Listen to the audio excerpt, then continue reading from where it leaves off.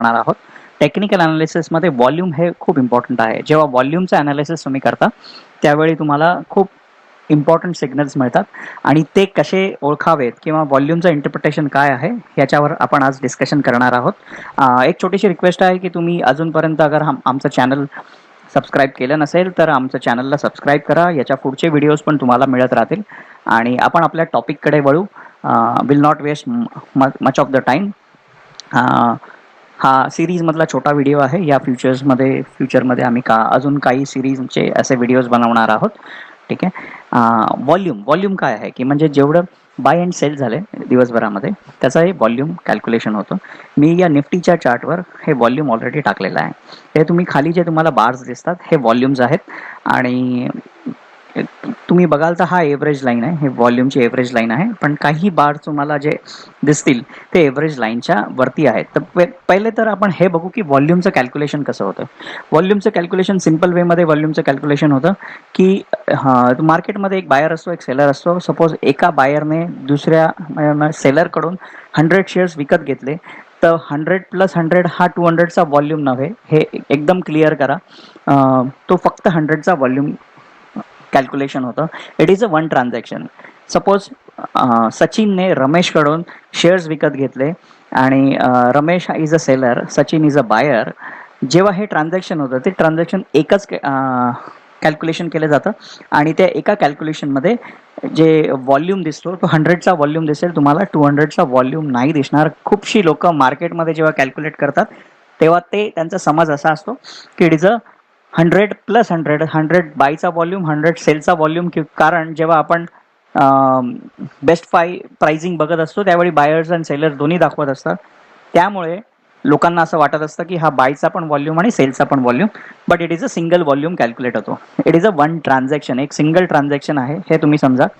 Volume अगर जास्त असेल कधी पण, तर व्हॉल्यूम कधी पण जास्त असेल, दॅट इट मीन्स शेअर्स, जो स्टॉक आहे किंवा जी अंडरलाईन आहे ते जास्ती आहे, ती जरा ॲक्टिव्ह आहे. एवढं तुम्ही समजून घ्या. ठीक आहे. आपण अजून थोडंसं डीपली जाऊ. तर नॉर्मली ट्रेडिंग टर्मिनलमध्ये तुम्ही बघाल तर हा व्हॉल्यूम तुम्हाला दिसतो. अगेन परत एक रिपिटेशन की हा volume is a buyer and सेलरचं एकच ट्रान्झॅक्शन कॅल्क्युलेशन करून हा व्हॉल्यूम कॅल्क्युलेट होतो. काही शेअर्स तुम्ही बघाल की 1 लाख 2 लाख शेअर्सचं ट्रान्झॅक्शन आहे, पण काही असे पण शेअर्स आहेत ज्याच्यामध्ये खूप कमी बाईंग अँड सेलिंग झालेली आहे. हे जे कमी बाईंग अँड सेलिंग किंवा कमी व्हॉल्यूमचे शेअर्स असतात, ते ट्रेडिंगसाठी वापरून आहेत. तुम्हाला जेव्हा ट्रेड करायचं असेल, तेव्हा असेच शेअर्स तुम्हाला सिलेक्ट करावे लागतील ज्याच्यामध्ये व्हॉल्यूम खूप जास्ती आहे. ठीक आहे. तर ह्याचं इंटरप्रिटेशन कसं होतं, जेव्हा प्राइस इन्क्रीज होते, बेसिकली तुम्ही बघाल की शेअरची प्राइस इन्क्रीज होते आणि व्हॉल्यूम पण चांगला आहे, व्हॉल्यूम पण इन्क्रीज होतोय continuously. That means it is a bullish trend. त्यावेळी तुम्ही तुमची लॉंग पोझिशन घेऊ शकता, बायची पोझिशन घेऊ शकता. अगर तुम्ही हे बघाल की जेव्हा प्राइस डाऊनवर्ड होते आहे, प्राइस कमी कमी होत जाते शेअरची, आणि त्याच्याबरोबर तुम्ही बघाल की व्हॉल्यूम पण डिक्रीज होतो आहे, इट इज अ कॉशन. म्हणजे त्यावेळी कॉशन घेण्याची जरूरत आहे. कारण प्राइस कमी होते आहे आणि लोक कमी प्राइसला पण सेलिंग सुरू केली आहे त्यांनी. प्राइसचं व्हॉल्यूम पण कमी झाला आहे, म्हणजे आयदर काही लोक होल्ड करून बसलेत त्या प्राइसला किंवा आणि प्राइस खाली खाली जाते. तर त्यावेळी कॉशन घेणं जरुरी आहे. त्यावेळी ट्रेंड चेंज होऊ शकतो. तिसरं इंटरप्रिटेशन आहे की प्राइस डिक्रीज होते आणि व्हॉल्यूम इन्क्रीज होतोय. जेव्हा प्राइस खाली जाते पण व्हॉल्यूम जास्ती झाला आहे, it is a bearish situation, जिथे करून तुम्ही तुमची पोझिशन शॉर्ट पोझिशन्स घेऊ शकता किंवा तुम्ही लॉंग पोझिशनमध्ये असाल तर it is a time to exit that trade. तर तो ट्रेड तुम्ही चेंज करा आणि बेरिश ट्रेडमध्ये जाऊ शकता. आणि अगर प्राइस पण खाली जाते, प्राइस डिक्रीज होते आहे आणि व्हॉल्यूम पण डिक्रीज होतो आहे, ते दोन्ही आहेत, म्हणजे जे बेअर्स होते, डिक्रीज होणारा जी सिच्युएशन होती, ते नाव एक्झॉस्टेड, ती सिच्युएशन एक्झॉस्टेड झाली आणि ट्रेंड चेंज होऊ शकतो.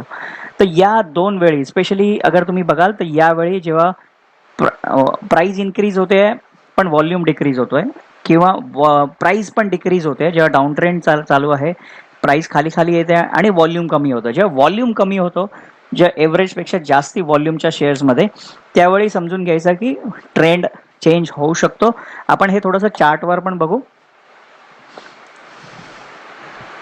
तर हे ॲक्सिस बँकेचा चार्ट आहे आणि तुम्ही अगर बघाल तर इथे हा जो एव्हरेज व्हॉल्यूम आहे, एव्हरेज व्हॉल्यूमपेक्षा तुम्ही काही तुम्हाला हे दिसतील, इथे बार्स दिसतील जे एव्हरेज चार्टपेक्षा जास्ती आहेत. तर जेव्हा प्राइस डिक्रीज होते आणि एव्हरेज व्हॉल्यूम पण कमी होतो आहे, दॅट मीन्स इथे तुम्ही बघाल तर व्हॉल्यूम वाढलाय कंपॅरेटिव्हली. इथे तुम्ही बघाल तर व्हॉल्यूम वाढला आणि प्राइस पण इन्क्रीज होते. प्राइस इन्क्रीज होते तर it is a bullish trend. जेव्हा प्राइस डिक्रीज होते, प्राइस खाली येते आहे पण व्हॉल्यूम कमी झाला, that means that situation is exhausted. त्याच्यामुळे हा डाऊन ट्रेंड मिळाला तुम्हाला.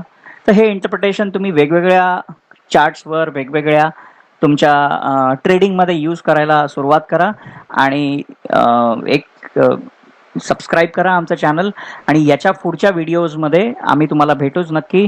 Thank you very much for joining us. Thank you.